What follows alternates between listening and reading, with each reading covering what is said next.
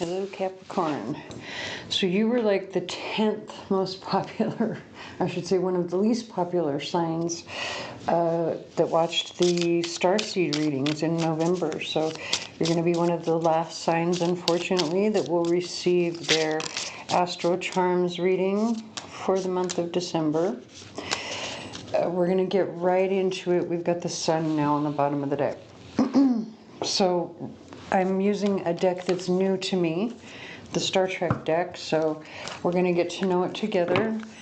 We're actually going to use it to look at the general energies for the month of December, like what's going on.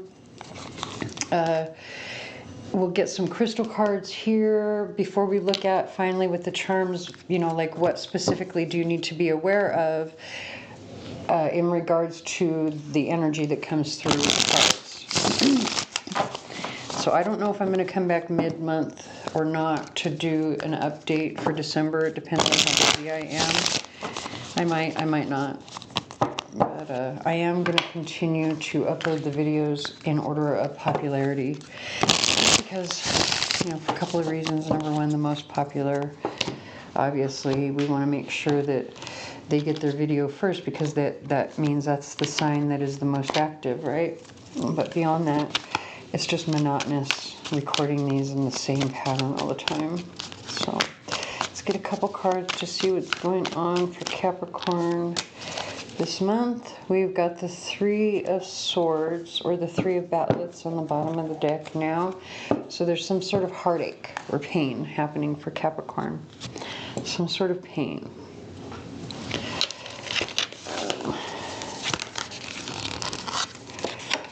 Alright, so we've got the Four of Wands, the Eight of Pentacles, and the Nine of Cups. But, you know, this is the...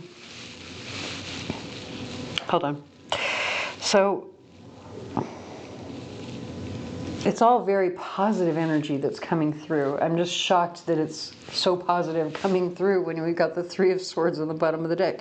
Because literally, this is saying, with the Nine of Cups in the recent past, it's saying that you've fulfilled some sort of wish for yourself, right? Like you've accomplished something recently. But whatever this accomplishment was, you're now at the point where like you're having to like really work.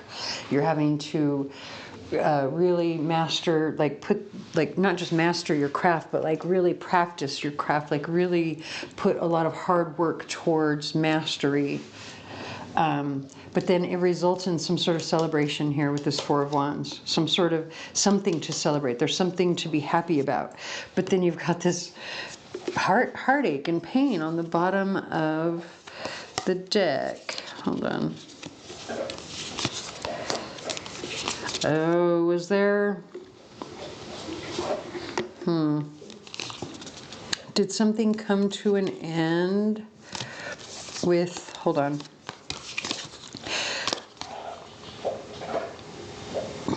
With a possible, hold on. I'm hesitant to call this relationship energy just yet. It's possible that it could be. But this doesn't have to be relationship. It doesn't have to be a person that's offering a relationship. This is some sort of offer, right? It's a heartfelt offer, or a genuine offer. But whatever this offer is, it comes to an end. It's like it's there 1 minute and then it's not. Or something.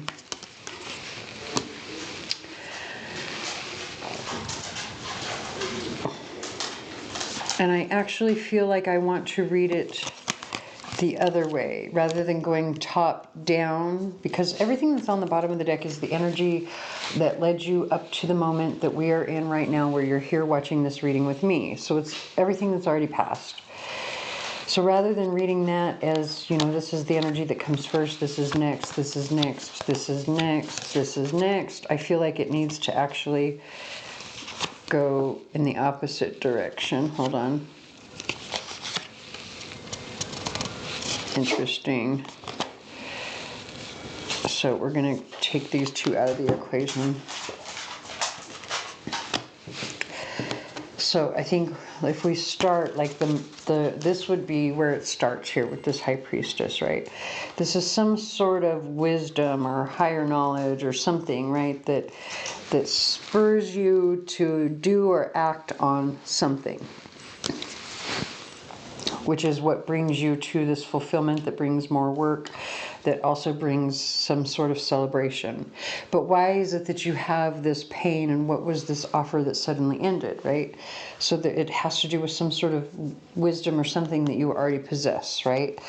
And so with that, like you're waiting, like it's something, some idea that you have that you're waiting like you're either waiting to implement it or you're waiting for something. There's some last something that you need in order for this idea or this wisdom or something to become, well, a success, right? Or something to celebrate, which it would be the Four of Wands over here. Or you're waiting for one last piece to create the foundation that you would find, like the solid, secure foundation that you would find with the Four of Wands. Because I think with this being the Eight of Pentacles, you're still working on building a foundation. You haven't quite gotten to the 10 yet. So it's good steps. You fulfilled some piece of the puzzle, but whatever it was that you fulfilled,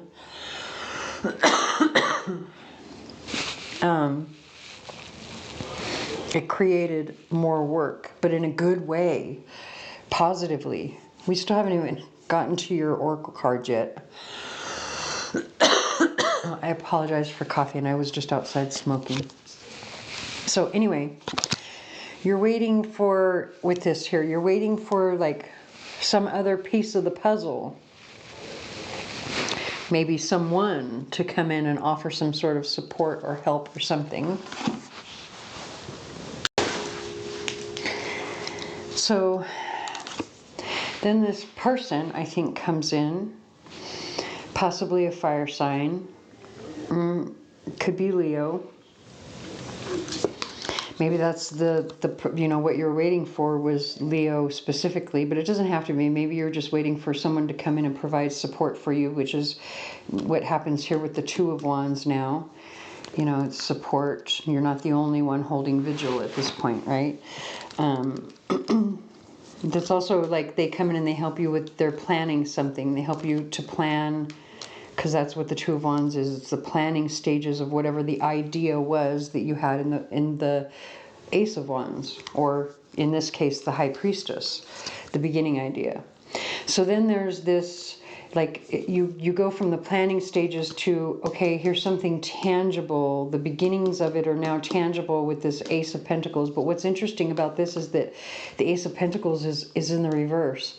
I don't shuffle my card. I mean, I read reversals only if they happen like this, where I'm not expecting it, because I shuffle my cards in such a way to keep them upright.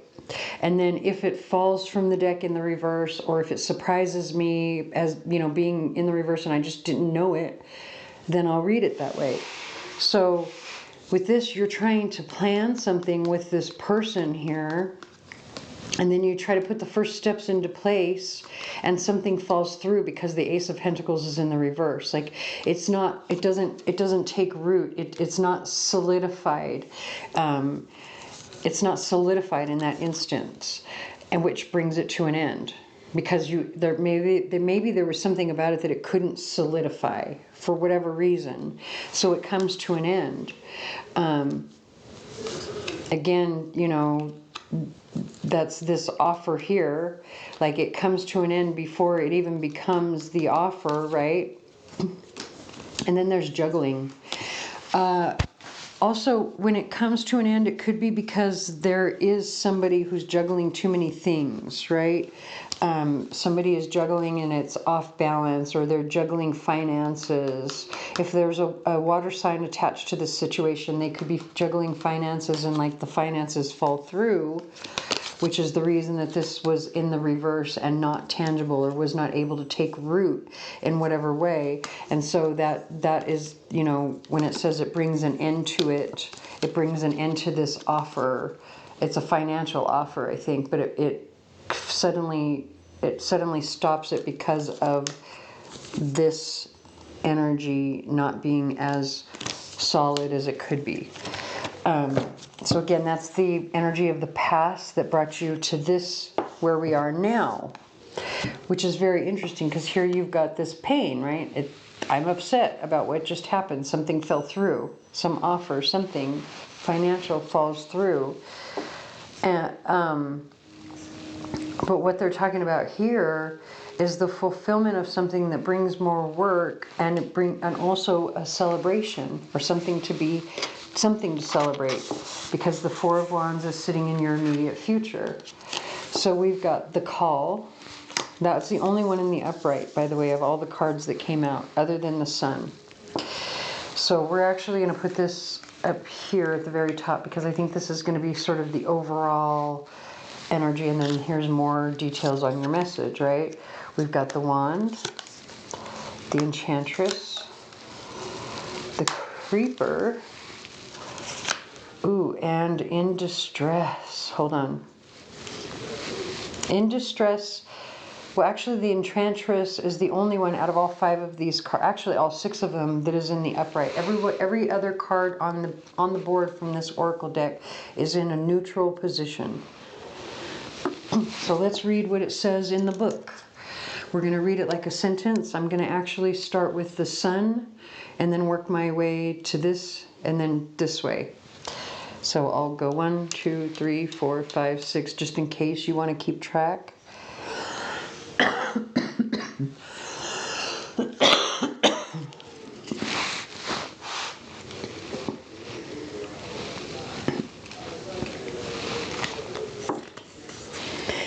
Shining light on everything around you can be taxing. Take the time to decompress, relax, and reflect on the situation or those around you.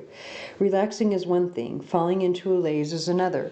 Rejuvenate yourself, but don't put off that which needs addressing for too long.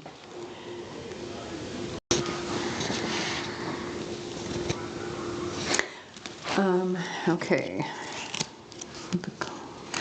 It says someone or something is offering you a push to move forward, grow, and fly. Are you listening? Don't let others or a situation force you to act before you are ready. The time may be approaching, but be sure that it is your time, not theirs.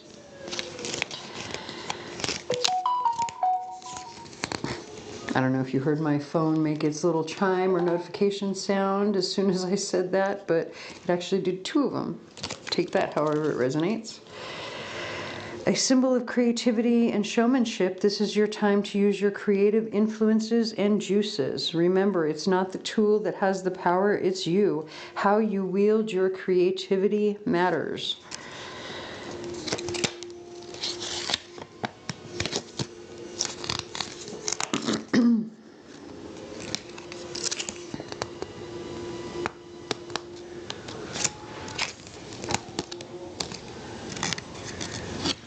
I'm here, but I'm trying to find it. It says you've got the confidence, the class, and the bod to manifest your every desire. Embrace who you are and show off that awesomeness to the world.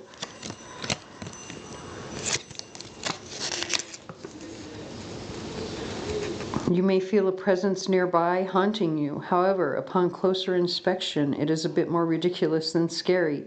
Don't be afraid to face it.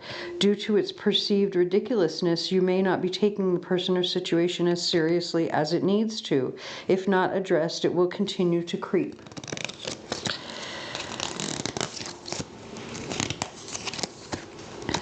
Things may look bleak, but if we examine the individual elements more closely, we will find multiple ways to solve our dilemma and remove ourselves from the equation. While we have the opportunity to save ourselves, it is okay to receive the help of others. Sometimes, even as we're about to solve our problems, another may show up with an equally viable solution whose outcome is the same. Very interesting. So, especially with that very last card, I feel like you may not even see it coming. It's weird because I typically read the card on the left side as energy of the past. But in this case, with the way everything else fell, I feel like you may not, this might be more in your blind spot. In fact, I feel like it instead it's saying like all the energy that's over here, like maybe there was some sort of offer that falls through, right? Because it couldn't solidify for whatever reason. It's probably a financial thing. It couldn't solidify. But what you don't see is that it's actually leading into a different offer of employment or work or something in some way that you will actually celebrate. Something that you might think you're in distress in this moment, and yet it's actually to your better. But it's only if you confront whatever this is here.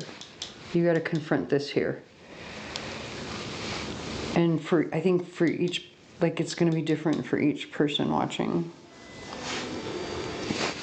Let's get some crystals.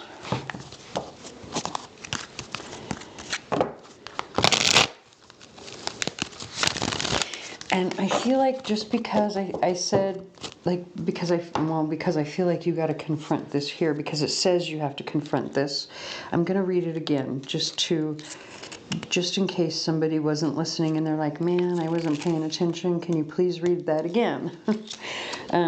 It says, you may feel a presence nearby haunting you. However, upon closer inspection, it is a bit more ridiculous than scary. Don't be afraid to face it. Due to its perceived ridiculousness, you may not be taking the person or situation as seriously as it needs to. If not addressed, it will continue to creep. So, you know, if you're taking it as something haunting or something to be fearful of in the beginning, but it's actually not something fearful, it's more fun or ridiculous, right? But you still should take it serious, right? In other words, like where this, like you were really taking things serious with whatever this offer is over here, the loss of it, the fact that it couldn't solidify, facing that, and then moving forward and having fun with it. I feel like it's saying like having fun with it, but also moving forward into whatever this new offer is, or this new whatever is. There's something about fun attached to it that you aren't expecting, that you're not even seeing in this moment, right? And you don't, like, once you, whatever this, like, whatever, especially if there's like somebody else coming in with a new, and you're like, you dismiss it out of hand because you think it's silly or whatever, don't. Because it's not silly. Like, if you're so focused you lost whatever over here, and you're approached over here in a weird way, don't just dismiss it out of hand. I don't know why I feel like I need to keep saying it in different ways. Let's get some crystals to see, well, if we need to use them, if there's anything else they want to say about this. I just feel like we need to use the cards. So we're going to go with it.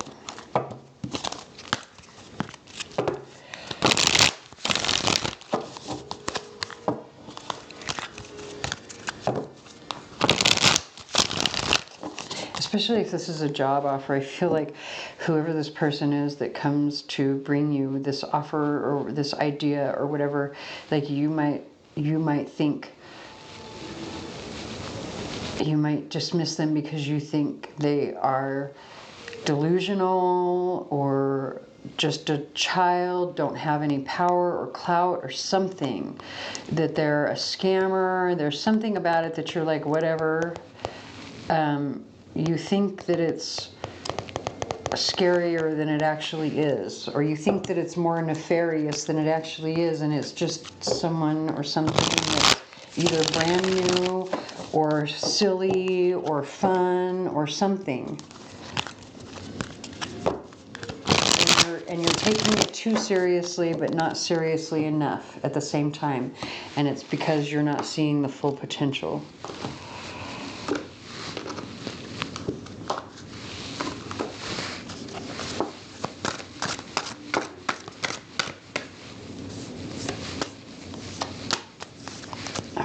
Oh, look at, we've got Crocite on the bottom of the deck, Passion. Okay. And that's very masculine energy as well. Also very sexual energy. So we have chrysocolla, labradorite, sapphire, pyrite, and dioptase. Very weird combination. But then look at the colors. So if you take that one, like if you just do like this one, which is labradorite, encompasses all the colors of the others. Very interesting combination. Okay. Like you can use these all separately if you want. But I think it's saying labradorite will do the job for you without you having to spend the money on all of the others. And it does have to do with like free will, right? But more so making this choice over here. Maybe it's maybe when you break these down into their base elements, right? Or the base like area that they're meant to work on. It is to help you to see the choice clearly, because that's really what free will is your own personal choice. You decide how your life is going to unfold, which direction your life will turn, right? So again, you don't have to just use labradorite, but like most people probably will want to, because it's the easier stone to find, and you can carry it or wear it or whatever, like carry it with you in your pocket, wear it as jewelry if you want, put it in your house somewhere if you want, put it in the middle of a crystal grid, you know, do a new moon prayer or meditation, or you know, a manifestation ritual with the labradorite, however you want to do it, okay? But if you want to use each crystal separately, to work on each area separately, that's where these cards are going to come in. And so it's going to go in a specific order. Even though it looks prettier the other way, it's actually going to go this way, in this order, right? And so that's because we want the pyrite to go over the solar plexus. We want the dioptase to go over the heart. We want the chrysocolla to go over your throat, and the sapphire to sit on your third eye. And that's in meditation, to work on each of those chakras specifically. And I have to be really honest, I feel like that is sort of the beginner's way to get, so this is how you're going to start out, is with it in this order. From there, you're actually going to take these two, and you're going to do it like this, okay? So these two particular crystals, you're going to put on your third eye, right? So that's going to move it from your heart and throat to your third eye, so that you can visualize like what it is that you really truly want to manifest, okay? And so that's going to be by itself in meditation. That is going to be step 2 in terms of getting yourself balanced and ready to go to make this choice, right? And then from there, you're actually going to move to step 3, which is where you again take these two crystals and you put the pyrite over your solar plexus, and you put the sapphire over your third eye. And again, this is so that you can now take what you have visualized here, but now you're actually going to be able to ground it down into reality, where it really will take root. So that like it really will solidify. Remember, we talked about that with this over here. And then from there, because this is step 3, right? From there, that's when you would graduate to just using the labradorite, because it's all of the energies pulled in together as one, being now expressed through the labradorite. And I feel like when you wear the labradorite, if you can wear it directly, like literally as a choker directly over your throat chakra, not everyone is going to want to do that, but if you can, that would be a really good way to wear it. Because now at that point you are expressing it verbally. You're expressing it in everything that you do, right? You've come full circle in that sense. And so from this point, we're actually going to move on to the charms to see what it is that you need to, you know, be aware of over the next month regarding this energy.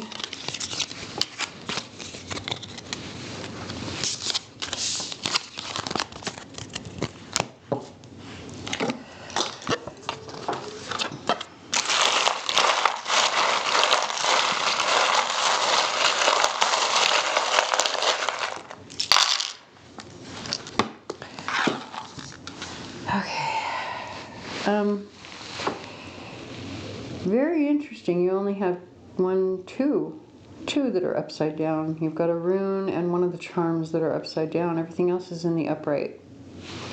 You could be dealing with a Taurus, especially when it comes to like career or, you know, like I feel like it could be maybe a boss or someone who's in a position of authority. And I feel because Taurus is a fellow earth energy, I feel like they would definitely be on your side. This is someone who is very fond of you, sees you in a good light. They would probably put in a good word for you because this is the house of your reputation.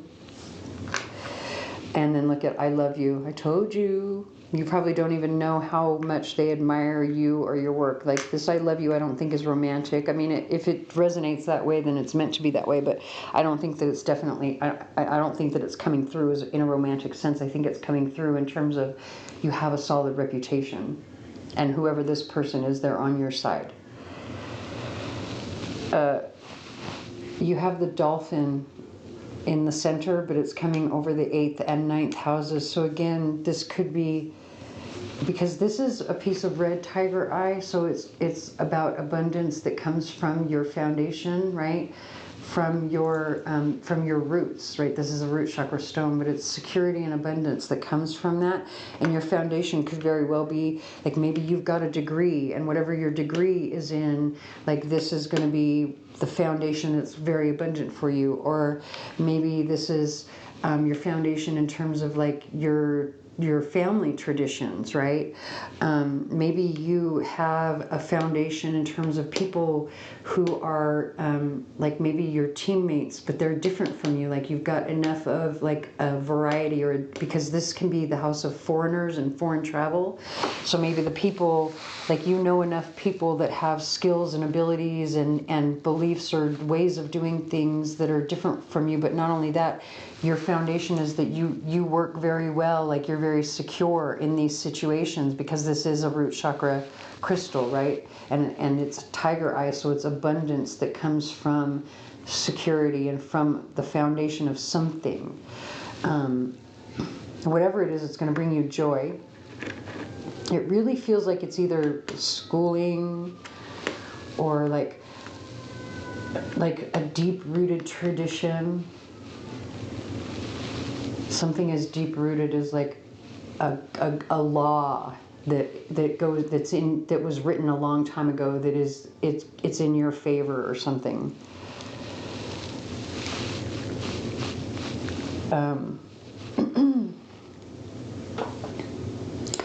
Okay, so there's a couple of things that I kind of want to talk about at the same time, but I'm going to try and maybe they're connected. Maybe that's why I feel like I want to talk about them at the same time, because I'm actually pulled right here, all three of these.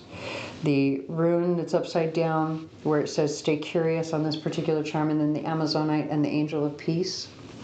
So let's start here where it says stay curious. That's coming in your 11th house. So I feel like maybe there are friends that have some sort of wisdom that they can offer, like ask questions, ask for help.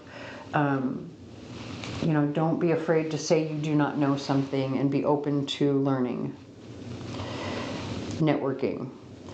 And then, oh, look at, we've got thorn. Okay, so you know what's interesting about this rune? It came in the house of like your blind spot. This is Thor's rune, basically, right? It's a thorn. It can represent danger, but you know what? It can also represent like sudden, really good luck, because it is Thor's day, which is Jupiter's day. That's a day of blessings, right? Thor's day is Thursday.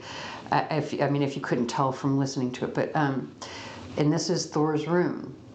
But it's also a thorn. It can be a weapon. It can be danger. It can be calamity. It's something that's a thorn in your side. But because it came in like your blind spot, and then you've got the $5 bill in the upright. You've got stay curious and all this other stuff that's talking about good things.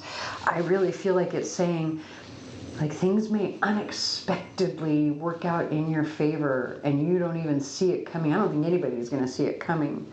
But like unexpectedly, this thorn is going to be removed from your side. And remember, we started with the talk of pain, and a thorn would be very painful, right? So I don't know, just take it however it resonates for your situation.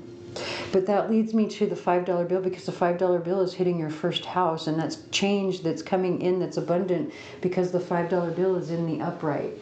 If it was in the reverse like this, I would call it some sort of loss or expense. But this is a change that is good for you. So I do think that this is saying, like, it's suddenly going to work in your favor with that particular rune. And then if we come to the Amazonite, I know I'm skipping these, I'll come back. Amazonite is it's a throat chakra stone, it's a communication stone. And it's coming out over the 3rd and 4th houses. So this is news either that you need to deliver to someone, or that someone is going to be delivering to you. It's about security, maybe your own personal security. It could affect your family. It could be news from a family because it's hitting both of these houses. That could be the people that you live with, or it could be a sibling because it's hitting both the 3rd and 4th houses. Maybe even cousins, because we do have 3rd and 11th houses attached. Because you've got an extended family here, but also your peers are in the 3rd house. So that would be your cousins, right? So again, just take that however it resonates for your situation. But maybe this is like a peer or a friend or a neighbor or something that gives you some news about home and family, or the news that affects home and family. I think whatever it is, you're going to have to be very clear about what it is that makes you feel safe. Those things that not just the things that you value, like personal values, but in terms of money, what will you need in order to stay secure and safe? Be very, very, very, very clear about it with this tourmalated quartz coming out on this particular moon charm. I call this my sleepy moon, or my dreaming moon. Which means if it's a sleepy or dreaming moon, it's carrying 12th house Pisces energy, which is the energy of dreams and fantasies, right? Which can be, what is it that you're hoping for? And if that's hitting, I wish it would focus, but if that's hitting your 2nd house, it's saying be very clear and honest about what it is that you're hoping for when it comes to money and finances. Especially with this sun here. Like if this is suddenly working in your favor, there's a sudden change in your favor, you better be very honest about what you want. And then over here with the Angel of Peace, that's coming over the 5th house, and it's kind of touching the 6th house, but mainly it's hitting the 5th house. So the 5th house has to do with fun, right? Creativity, joy. Angels, you know, are very kind, loving, joyful energy anyway. And this is the Angel of Peace. Now, you could be worried about your children specifically, right? Or your romantic partner specifically. But I feel like this is saying more so that those things that you find fun, they want you to embrace those right now in order to bring peace to yourself while all of this is like percolating, right? Because I think, like I was saying with the cards, like it's kind of sitting in your blind spot. And there may be something about it, like if the offer comes in, there may be something about it that you dismiss at first because it could seem immature or childlike. But like I say, in the meantime, just allow yourself to find peace in whatever creative activities you, like, if you have hobbies, like do you paint, it doesn't even have to be a hobby. Do you like to sing? I don't know, anything that you do that is creative or brings you joy.